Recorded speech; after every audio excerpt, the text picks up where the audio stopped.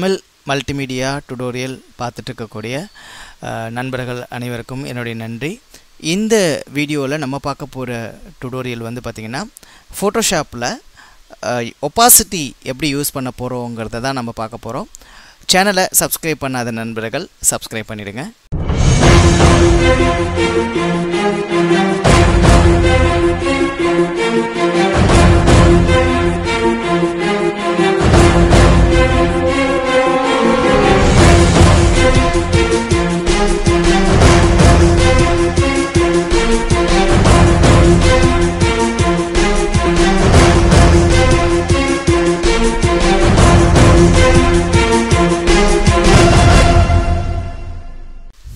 இந்த வீடியோவில் நம்ம பார்க்க போகிற டுடோரியல் வந்து ஃபோட்டோஷாப்பில் ஒப்பாசிட்டி எப்படி யூஸ் பண்ண போகிறோங்கிறத நம்ம பார்க்க போகிறோம். அதாவது ஒப்பாசிட்டிங்கிறது வந்து பார்த்திங்கன்னா டிரான்ஸ்பரண்ட்டாக ஒரு விஷயத்தை நம்ம வந்து கொண்டு வரலாம்.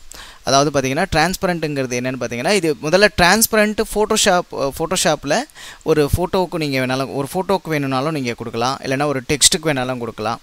எல்லாத்துக்குமே வந்து நீங்கள் வந்து ஃபோட்டோஷாப்பில் வந்து ஒப்பாசிட்டிங்கிற ஒரு ஆப்ஷனை நீங்கள் வந்து யூஸ் பண்ணலாம். இந்த ஒப்பாசிட்டிங்கிற ஒரு ஆப்ஷன் முதல்ல ஃபோட்டோஷாப்பில் எங்கே இருக்கும்னு பார்த்தீங்கன்னா லேயரில் கண்டிப்பாக உங்களுக்கு இருக்கும். அதாவது நீங்கள் எத்தனை லேயர் யூஸ் பண்ணாலும் ஒவ்வொரு லேயருக்குமே வந்து உங்களுக்கு வந்து ஃபோட்டோஷாப்பில் அந்த ஒப்பாசிட்டிங்கிற ஒரு ஆப்ஷன் இருக்கும்.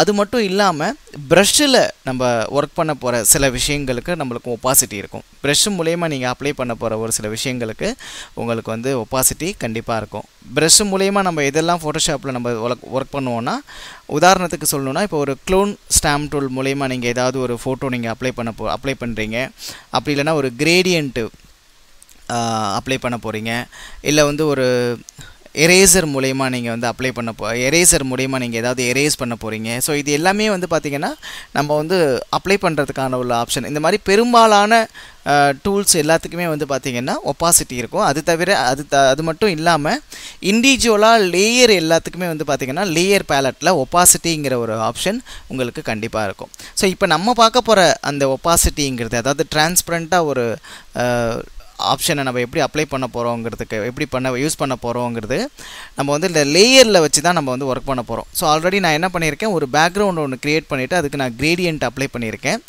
அதுக்கு மேலே வந்து லேயர் 2ல் ஒரு பிக்சர் இருக்குது. ஸோ இந்த பிக்சரில் நான் என்ன பண்ண போகிறேன், ஒப்பாசிட்டி நம்ம வந்து கம்மி பண்ண போகிறோம். ஸோ இந்த லேயரை செலக்ட் பண்ண உடனே பார்த்திங்கன்னா லேயர் பேலட்டில் ஒப்பாசிட்டிங்கிற ஒரு ஆப்ஷன் ஒன்று இருக்குது. அதில் வந்து பார்த்திங்கன்னா 100% வந்து ஒப்பாசிட்டி இருக்குது. நான் அதை கிளிக் பண்ணுறேன், இல்லைனா லேயர் பேலட்டை தனியாக கொண்டு வந்து அப்படி வச்சிடலாம்.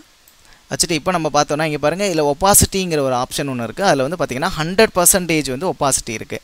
இப்போ நான் என்ன பண்ண போகிறேன், அந்த 100%ங்கிற அந்த லெவலை வந்து நான் வந்து குறைக்க போகிறேன்.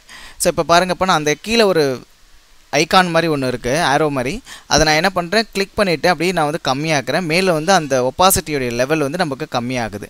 ஸோ கம்மியாகுது. இப்போ வந்து பார்த்திங்கன்னா ஒரு 47 இல்லைனா ஒரு 50% வந்து ஒப்பாசிட்டி நம்ம வச்சுருக்கோம்.